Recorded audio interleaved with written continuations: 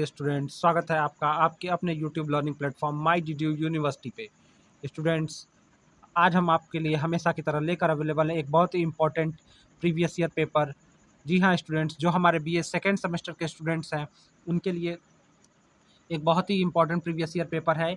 और ये सब्जेक्ट है आपका, स्टूडेंट जैसा देख पा रहे हैं, ये बीए सेकेंड सेमेस्टर के लिए पॉलिटिकल साइंस का पेपर है और ये 2022 का ही पेपर है, आप अपने स्क्रीन पर देख सकते हैं। तो स्टूडेंट, बिना टाइम वेस्ट किए आपको ले चलते हैं क्वेश्चन पेपर की तरफ और दिखाते हैं कि आपके सेकंड सेमेस्टर में प्रीवियस ईयर में कैसे क्वेश्चन आए थे, ताकि आपकी तैयारी सबसे अच्छे तरीके से हो सके। स्टूडेंट, पहला क्वेश्चन जो आया हुआ था वो कह रहा है कि जो राजनीति विज्ञान का प्रारंभ एवं अंत राज्य से होता है, किस विद्वान का मत है? यानी political science begins and ends with state, said by whom. तो स्टूडेंट, ये जो पहला ये जो आपका आए स्टेटमेंट है, इसका राइट आंसर आपका ऑप्शन सी है, गार्नर। ये स्टेटमेंट किसका है? गार्नर का है। ठीक है, ये स्टेटमेंट आपके गार्नर का है। इसका ऑप्शन सही हो जाएगा। ठीक है, सी सही हो जाएगा। दूसरा क्वेश्चन आपका आया हुआ है, there is no politics without religion, यानी धर्म विहीन कोई राजनीति नहीं। ये कथन किसका है? तो देखिए, कह रहा है कि मतलब धर्म विहीन कोई राजनीति नहीं है, ये कथन किसका है? गांधी। इसका राइट आंसर आपका ऑप्शन बी हो जाएगा कि यानी there is no politics without religion, ये गांधी का स्टेटमेंट है, गांधी जी का स्टेटमेंट है। थर्ड क्वेश्चन जो आया हुआ था स्टूडेंट, वो कह रहा है according to Locke people in state of nature enjoyed only, यानी लॉ के अनुसार लोगों ने प्राकृतिक अवस्था में क्या भोगा? तो लॉ के अनुसार लोगों ने प्राकृतिक अवस्था में, तो राइट के सी क्या रहेगा? प्राकृतिक अधिकारों को भोगा। स्टूडेंट, साथ ही साथ मैं बताऊंगा कि प्राकृतिक अधिकारों में 3 अधिकार थे। जीवन का अधिकार, ठीक है, right of life, right of freedom यानी स्वतंत्रता का अधिकार, और तीसरा था संपत्ति का अधिकार। तो लॉ के अनुसार प्राकृतिक अवस्था में लोगों ने प्राकृतिक अधिकारों को ही बस भोगा। ठीक है, चलिए अगला क्वेश्चन आया था कि first modern exponent of the limited government is, यानी सीमित सरकार का प्रथम आधुनिक प्रतिपादक। तो सीमित सरकार का जो प्रथम जो कहते हैं कि मतलब जो कहा गया कि मॉडर्न एक्सपोनेंट का एक्सपोनेंट ऑफ लिमिटेड गवर्नमेंट यानी सीमित सरकार का, ये कॉन्सेप्ट किस सीमित सरकार का कॉन्सेप्ट दिया गया? ऑप्शन डी आपका सही हो जाएगा, जॉन लॉक का। किसके द्वारा दिया गया स्टूडेंट? तो ये दिया गया है जॉन लॉक का, ये आपका राइट आंसर ऑप्शन डी हो जाएगा। चलिए अगला क्वेश्चन आया था, बहुलवादी यानी जो प्लूरलिस्ट होते हैं, प्लूरलिस्ट होते हैं, वो किसको महत्व देते हैं, इंपॉर्टेंस किसको देते हैं? तो राज्य को कह रहा है, ए कह रहा है राज्य को, बी कह रहा है सरकार को, सी कह रहा है समूह और संघ को, और डी कह रहा है न्यायपालिका को। तो स्टूडेंट, इसका राइट आंसर जाएगा कि वो किसको महत्व देते हैं? तो जो प्लूरलिस्ट होते हैं student, right answer option D है, वो न्यायपालिका को महत्व देते हैं। ठीक है, यानी ऑप्शन आपका डी सही हो जाएगा, न्यायपालिका। ओके, ठीक है, ऑप्शन डी को आप राइट समझिएगा। ठीक है, चलिए अगला प्रश्न आया हुआ था कि निम्नलिखित में कौन सा एक संप्रभुता का लक्षण नहीं है, यानी कौन सा संप्रभुता का लक्षण नहीं है? संप्रभुता मतलब बात करें तो सवर्जिनिटी का कौन सा कैरेक्टरिस्टिक्स नहीं है? तो स्टूडेंट, सवर्जिनिटी के कैरेक्टरिस्टिक्स में क्या क्या आते हैं आप नोट कर लीजिए। निरंकुशता आती है, या ऑटोक्रेटिक होता है, सर्वव्यापकता, यूनिवर्सलिटी होती है, अधेयता जो किसी को दिया नहीं जा सकता, स्थायित्व और अभिजातता, मौलिकता। तो अगर इसमें हम बात करें तो जनसंख्या है, सार्वभौमिकता है, स्थायित्व है, अभिभाज्य, 4 ऑप्शन है। तो इसका क्या हो जाएगा? तो संप्रभुता का क्या लक्षण है? जनसंख्या। जो जनसंख्या है वो संप्रभुता यानी सॉवरेनिटी का लक्षण नहीं है। बाकी यूनिवर्सलिटी, परमानेंस और इंडिविजुअलिटी ये सारे उसके लक्षण है। ठीक है, चलिए अगला क्वेश्चन देख लेते हैं। नेक्स्ट क्वेश्चन आया था हॉब्स की प्रसिद्ध पुस्तक। ये बहुत इंपॉर्टेंट क्वेश्चन है स्टूडेंट, ये ठीक है। और हॉब्स की प्रमुख पुस्तक का नाम मुझे पता भी होगा और आपको बता भी देता हूँ कि मुझे कह रहा है आपको पता होगा सर स्टूडेंट, लेविथियन। ठीक है, लेविथियन जो है, लेवियाथन जो है, ये किसकी? हॉब्स की प्रसिद्ध पुस्तक है। और एक बात और बताना चाहूँगा स्टूडेंट, इस बुक को लेविथियन और द मैटर के नाम से भी जानते हैं, और द मैटर के नाम से भी हम जानते हैं। तो ये इस हॉब्स की बहुत फेमस बुक है। ठीक है, ये सोशल कॉन्ट्रैक्ट थियरी पे आधारित है। अगर स्टूडेंट बात करें किस पे आधारित है, तो सोशल कॉन्ट्रैक्ट थियरी पे ये आधारित है। ठीक है, चलिए अगला क्वेश्चन आया है कि वेलफेयर स्टेट इंश्योर, यानी कल्याणकारी राज्य क्या करता है? तो कल्याणकारी राज्य क्या सुनिश्चित करता है? आर्थिक, सामाजिक एवं राजनीतिक हित, ये तीनों को, बस ऊपर में तीनों ऑप्शन है, आर्थिक, सामाजिक हित, सांस्कृतिक हित, ये लेकिन जो डी ऑप्शन है आपका, आर्थिक, सामाजिक और राजनीतिक हित को कल्याणकारी राज्य सुनिश्चित करता है, ऑप्शन डी आपका राइट आंसर होगा। चलिए स्टूडेंट, जो 9वां क्वेश्चन आया था वो कह रहा है law is the command of the sovereign, यानी जो law is the command of the sovereign, यानी ये क्या कह रहा है कि कानून सार्वभौम सत्ता का आदेश है। ये किसके द्वारा स्टेटमेंट है? तो स्टूडेंट, ये फेमस स्टेटमेंट जॉन अस्टिन द्वारा दिया गया, ऑप्शन सी सही होगा आपका, अस्टिन का ये स्टेटमेंट है। ठीक है, 10वां क्वेश्चन आया था राज्य की उत्पत्ति जीवन के लिए हुई है और सदजीवन के लिए उसका अस्तित्व बना हुआ है, यह कथन किसका है? तो देखिए, यानी state come into being for the sake of life and it continues for the sake of good life said bye. तो ये जो है ये अरस्तु का स्टेटमेंट है। इन्होंने जो ये अरिस्टोटल जिसको आप कहते हैं, तो ये स्टेटमेंट किसका है? अरिस्टोटल का है। हिंदी में उसको अरस्तु कहते हैं और अंग्रेजी में अरिस्टोटल बोलते हैं स्टूडेंट्स। और उन्होंने क्या है कि राज्य की उत्पत्ति जीवन के लिए हुई है, ठीक है। अगला क्वेश्चन आया हुआ था कि sovereignty is the supreme will of the state, who said, यानी सेड बाय हुम, यानी सोवर्जिनिटी यानी संप्रभुता राज्य की सर्वोपरि इच्छा है, किसका कथन है? तो अगर सोवर्जिनिटी जो है वो राज्य की सर्वोपरि इच्छा है, ये इसका राइट आंसर आपका ऑप्शन सी सही हो जाएगा, विलोबी, ठीक है। तो ऑप्शन सी के साथ आप जाएंगे, विलोबी इसका राइट आंसर हो जाएगा, ठीक है। चलिए अगला क्वेश्चन देख लेते हैं। अगला क्वेश्चन आता the termed politics as the science of power, मतलब किसने कहा पॉलिटिक्स को साइंस ऑफ पावर? तो इसका राइट आंसर हो जाएगा राजनीति को शक्ति का विज्ञान किसने कहा है? कैटलीन ने। राइट आंसर आपका क्या हो जाएगा? ए, कैटलीन, ठीक है। तो इस जो राजनीति को शक्ति का विज्ञान किसने माना है? कैटलीन ने माना है स्टूडेंट। चलिए नेक्स्ट क्वेश्चन हम देख लेते हैं क्या था। ऑस्टिन की प्रसिद्ध पुस्तक है। अब देखिए ऑस्टिन से रिलेटेड बहुत क्वेश्चन आए हैं और उनको आपको ध्यान देना होगा, ठीक है। बहुलवादी को आपको देख के जाना होगा कि बहुलवादी क्या है स्टूडेंट। और साथ ही साथ स्टूडेंट्स से कहूँगा कि आप अगर हमारे प्लेटफॉर्म पे लाए हैं तो हमारे चैनल को आप सब्सक्राइब कर लीजिएगा और आपको कोई भी डाउट होता है तो बिना संकोच किए आप कमेंट में हमको मैसेज करिएगा। स्टूडेंट साथ ही बताना चाहेंगे आपको कि इस ग्रुप के मतलब वीडियो के डिस्क्रिप्शन में हमारे ग्रुप का टेलीग्राम और व्हाट्सएप दोनों का लिंक है, तो आप अपनी सुविधा अनुसार हमारे साथ जुड़ सकते हैं और आप हमारे व्हाट्सएप ग्रुप या टेलीग्राम ग्रुप से जुड़ सकते हैं, जो लिंक डिस्क्रिप्शन में है, ठीक है। नेक्स्ट क्वेश्चन देख लेते हैं स्टूडेंट क्या कह रहा है। तो कह रहे हैं ऑस्टिन की प्रसिद्ध पुस्तक है। तो देखिए ऑस्टिन की बात करें स्टूडेंट, तो ऑस्टिन की जो फेमस बुक है, ऑप्शन ए जो आपका कह रहा है कि लेक्चर्स ऑन ज्यूरिप्रूडेंस। तो ये जो बुक है ये बुक इसी पे आधारित है। और बुक का नाम स्टूडेंट अगर कहें तो बुक का नाम है प्रोविस ऑफ ज्यूरिप्रूडेंस डिटरमाइंड, ठीक है। तो province of jurisprudence and determined, sorry, हाँ स्टूडेंट एक बार फिर से नोट कर लीजिए, प्रोविस ऑफ जरिस्प्रूडेंस डिटरमाइंड, ये इनकी बुक का नाम है। और ये जूरिस्प्रूडेंस पे ये क्या है? लेक्चर दिया गया है, भाषण है, एक तरह से एक उनके भाषण का एक संग्रह है, ठीक है, लेक्चर्स है, ठीक है। तो ये आपका राइट आंसर आपका ए सही हो जाएगा। चौथा अगला क्वेश्चन कर रहा है निम्न में से कौन सा राज्य का अनिवार्य तत्व नहीं है? तो देखिए राज्य के अनिवार्य तत्व क्या होते हैं, यानी अगर हम बात करें कि इसेंशियल एलिमेंट जो स्टेट के होते हैं वो क्या होते हैं, तो इसेंशियल एलिमेंट कहें तो क्या होता है? जनसंख्या, भूमि, सरकार और संप्रभुता यानी सोवर्जिनिटी। तो ये किसी भी स्टेट के पास होने चाहिए, ठीक है। तो आप पॉपुलेशन होना चाहिए, लैंड होना चाहिए, गवर्नमेंट होना चाहिए और सोवर्जिनिटी होनी चाहिए। तो क्या नहीं है इसमें? हमारे पास एक्स्ट्रा ऑप्शन बच जाता है न्यायपालिका। तो जो न्यायपालिका कह रहा है ये इसका इसेंशियल एलिमेंट नहीं है, तो सी आपका जो आपका इसमें सी होगा स्टूडेंट, ये आपका राइट आंसर हो जाएगा कि न्यायपालिका इसका अभिन्न अंग नहीं है। बाकी जनसंख्या, भूमि, सरकार, पॉपुलेशन, लैंड, गवर्नमेंट के साथ साथ संप्रभुता भी इसका अनिवार्य तत्व होता है, ठीक है। अगला प्रश्न आया है राज्य विहीन समाज की अवधारणा का संबंध है। तो राज्य विहीन यानी कॉन्सेप्ट ऑफ स्टेटलेस सोसाइटी की बात कर रहा है। तो स्टेटलेस सोसाइटी किससे जुड़ा हुआ है? तो ये आपका ये एनार्किज्म से, यानी जिसको अराजकतावाद कहते हैं, अराजकतावाद से ये जुड़ा हुआ है, ठीक है। राइट आंसर आपका बी हो जाएगा। 15 का राइट आंसर बी आपका सही था। अगला क्वेश्चन आया था द टर्म सिटी स्टेट।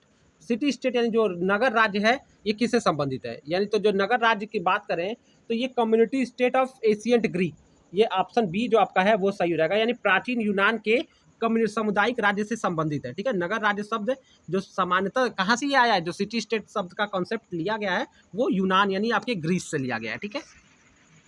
अगला प्रश्न आया था आधुनिक संदर्भ में राज्य शब्द का पहली बार, ये बहुत इंपॉर्टेंट क्वेश्चन है स्टूडेंट, ये आधुनिक शब्द में राज्य शब्द का पहली बार इस्तेमाल किसने किया? ऑप्शन बी जो हमारा है, मैं आपको बता रहा हूँ, मैकियावेली द्वारा किया गया। किसके द्वारा किया गया? मैकियावेली द्वारा 1532 में, स्टूडेंट नोट कर लीजिएगा, 1532 में, 1532 में इसने अपनी पुस्तक लिखी द प्रिंस। प्रिंस का क्या नाम था बुक का? याद रखिएगा, द प्रिंस। ये क्वेश्चन पूछा जा सकता है फिर से, ठीक है। तो इसमें द प्रिंस में मैकियावेली ने क्या कहते हैं आप, जो स्टेट शब्द है उसका मॉडर्न सेंस में इस्तेमाल किया, ठीक है। चलिए अगला कहते हैं Plato fix the population of an ideal state, यानी आइडियल स्टेट क्या कि मतलब कितनी जनसंख्या पॉपुलेशन होना चाहिए प्लेटो के हिसाब से। तो देखिए प्लेटो इसको आपका ऑप्शन बी जो है 5040 यानी 5040, वो मानते हैं कि एक आदर्श राज्य की जनसंख्या कितनी निर्धारित की थी? 5040 तक की निर्धारित किया था उन्होंने, प्लेटो ने। आदर्श राज्य में इतनी ही जनसंख्या होनी चाहिए। चलिए अ मॉडर्न स्टेट इज, अब अगला प्रश्न पूछ रहा है स्टूडेंट यहाँ पे, द मॉडर्न स्टेट, आधुनिक राज्य क्या है? तो आधुनिक राष्ट्र क्या होता है? जो आधुनिक राष्ट्र है वो अंतर्राष्ट्रीय, इंटरनेशनल स्टेट को ही जो आज की डेट में क्या कहते हैं, आधुनिक राज्य बोला जाता है, ठीक है। और राष्ट्रीय राज्य को नेशनल स्टेट, ठीक है। फेडरल स्टेट आपका संघीय राज्य होता है, जैसा आप देख ही पा रहे हैं क्वेश्चन में दोनों ऑप्शन है। अगला क्वेश्चन आया था स्टूडेंट, नेक्स्ट क्वेश्चन जो आया था वो कह रहा था कि सोवर्जिनिटी इज इसेंशियल एट्रीब्यूट, यानी संप्रभुता किसका मुख्य तत्व है, इसेंशियल है। तो सोवर्जिनिटी मैंने बताया ना, सोवर्जिनिटी किसी राज्य का है, और राज्य में क्या होना, जनसंख्या, सोवर्जिनिटी, सरकार, ये सब होनी चाहिए, ठीक है। अगला प्रश्न आया था डिमेरिट ऑफ लॉक सोवरिजिनम, यानी लॉ की संप्रभुता का क्या दोष है? तो लॉ के हिसाब से उसका दोष क्या होता है? निरंकुशता, यानी कोई कंट्रोल ना होना, ठीक है।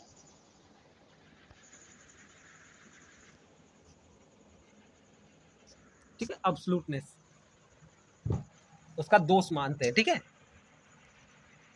फिर कह रहा है संप्रभुता के सिद्धांत को विकसित करने वाला प्रथम विचारक, यानी फर्स्ट थिंकर जिसने सोवर्जिनिटी की थियरी को डेवलप किया। तो सोवर्जिनिटी की थियरी को डेवलप करने वाला फर्स्ट वो जो कौन था, वो बोर्डिन, जिसको ये आपका राइट आंसर क्या हो जाएगा, जिसको आप हिंदी में बोंदा कहते हैं और इंग्लिश में बोर्डिन, ठीक है। तो राइट आंसर आपका स्टूडेंट, आपका राइट आंसर बी हो जाएगा, ठीक है, बोर्डिन, बी को समझिएगा आप राइट आंसर। अगर नहीं क्लियर हुआ तो फिर से हाईलाइट करता हूँ, ठीक है। तो ऑप्शन आपका बी सही हो जाएगा स्टूडेंट, ठीक है, बोर्डिन। अगला प्रश्न आया था फादर ऑफ पॉलिटिकल साइंस। अब फादर ऑफ पॉलिटिकल साइंस ये तो सबको पता ही होगा स्टूडेंट, एक अच्छा क्वेश्चन है और हो सकता है फिर से आ जाए। तो फादर ऑफ पॉलिटिकल साइंस आपके अरिस्टोटल को माना जाता है। किसी भी साइंस के फादर अगर बात करें, बस अगर साइंस के फादर की बात करें तो भी अरिस्टोटल को ही साइंस का फादर माना जाता है। तो यहाँ राजनीति विज्ञान भी है, तो अरस्तु को ही किसी भी साइंस, यानी पॉलिटिकल साइंस जो भी है सबका विज्ञान, और या बस नॉर्मल साइंस के फादर अरस्तु को मानते हैं। नेक्स्ट क्वेश्चन आया था कि निम्नलिखित में से कौन सा राज्य का आवश्यक तत्व नहीं है? तो इसमें से स्टूडेंट क्या होगा, भूभाग मैंने बताया था, टेरिशियरी लैंड होना चाहिए, संप्रभुता होनी चाहिए, सरकार होनी चाहिए, और क्या होनी चाहिए, जनसंख्या होनी चाहिए, राजनीतिक दल से कोई मतलब नहीं है। तो ये इसका आवश्यक तत्व, यानी जो पॉलिटिकल पार्टी है वो आवश्यक तत्व नहीं है। ऑप्शन सी आपका जो आवश्यक तत्व नहीं है, इसमें राजनीतिक दल आ जाएंगे, ठीक है। अगला क्वेश्चन जो आया था स्टूडेंट, अगला क्वेश्चन आया था किस शासक ने कहा कि मैं ही राज्य हूँ?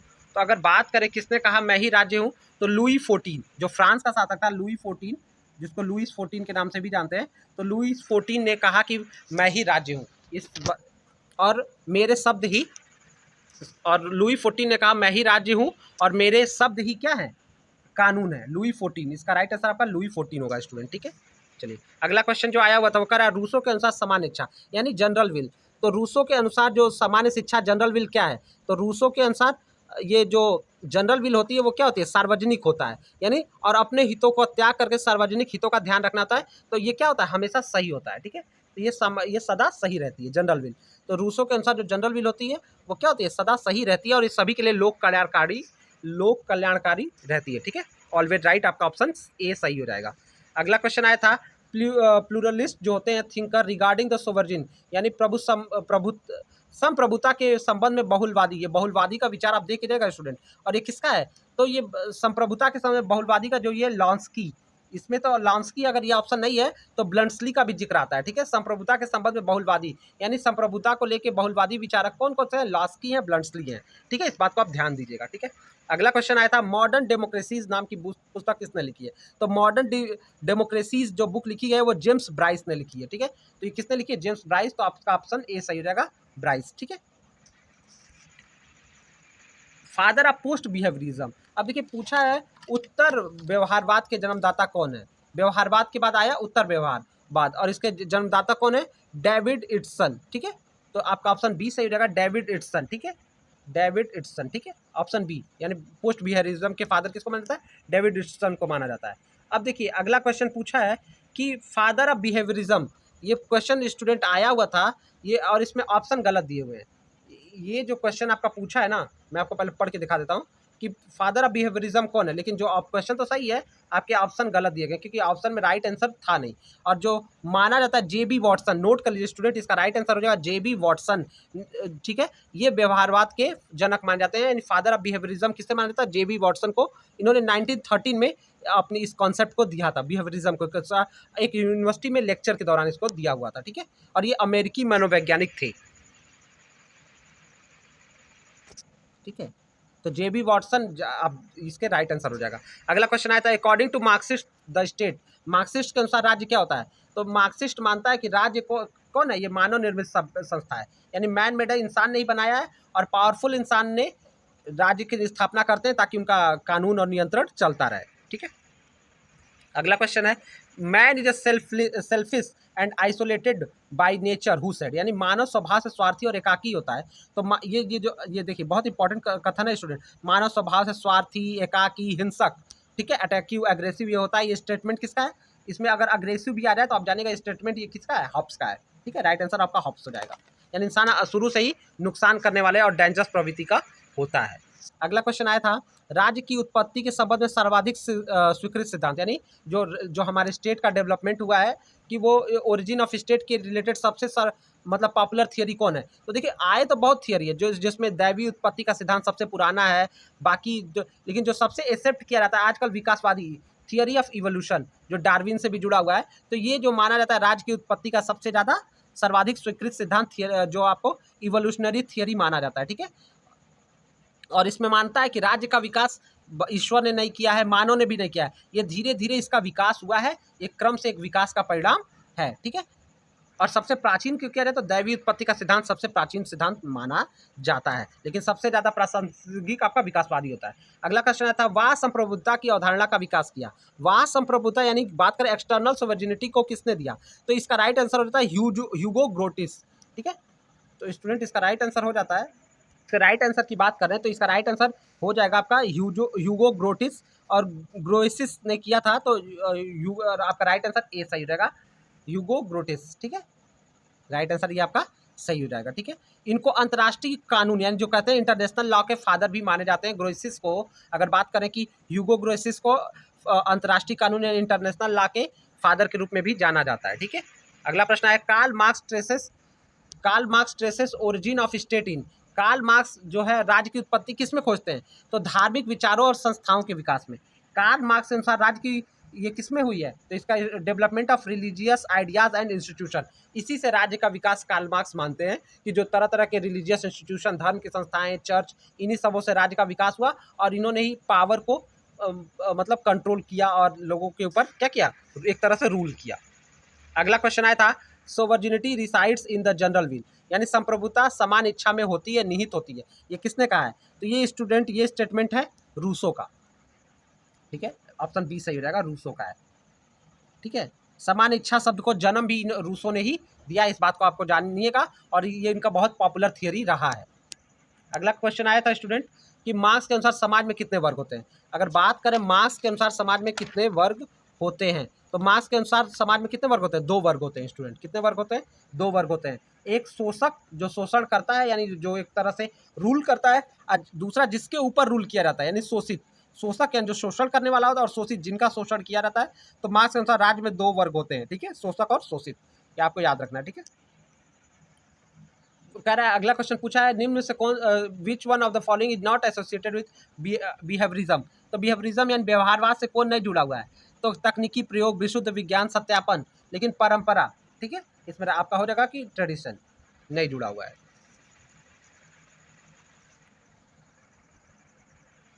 अगला क्वेश्चन आया था, निम्नलिखित में से कौन सा एक राज्य की उत्पत्ति के विकासवादी सिद्धांत का समर्थन करता है, यानी कौन सा है इसमें से जो इवोल्यूशनरी थियरी ऑफ स्टेट को सपोर्ट करते हैं? तो इसका राइट आंसर हो जाएगा लास्की।